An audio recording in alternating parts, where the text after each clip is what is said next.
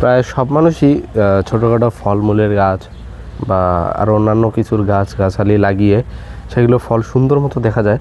কিন্তু কৃষিকাজে আমার এই মরিচের গাছগুলো থেকে যে মরিচ বের হয়েছে, এগুলো প্রথম কোনো আমার হাত দিয়ে কৃষিযুক্ত কাজে, যেমন মনে করেন মানে কথা সবজি জাতীয় জিনিসের আপনার উৎপাদন হলো। আর একটা মুখ্য বিষয় কি, যে এই জায়গাটা সকলের কাছেই সুপরিচিত।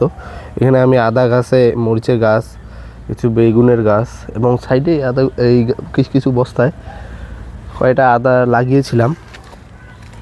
তো পরবর্তীতে আর আদার গাছগুলো আর লাগানো হয়নি। এই দেখুন একটা গাছ। যত্ন ছাড়া কিছু জিনিসের আসলে ফল পাওয়া যায় না, এটা আমি আগেও বলেছি। আর এই গাছগুলোতে সেরকম করে যত্ন করতে পারিনি আমি, তবে যতটুকু হয়েছে ততটুকু ভগবানের কাছে প্রার্থনা করি যে ভগবান ভালো কিছু দিছে। আর কথা হলো কি, যে আমি যে গাছগুলো করি, মনে করেন মরিচের গাছ বা বেগুনের গাছ, এগুলো বাণিজ্যিকভাবে কখনোই করা সম্ভব না। তবে প্রথম আসলে আমি শিখছি, কারণ কৃষি সেক্টরকে খুব ভালো লাগে, এই সেক্টরকে খুব ভালোবাসি, তাই এই সেক্টরে আগানোর অনেক চেষ্টা করতেছি, দেখি কত দূর আগাতে পারি আপনাদের দোয়ায়।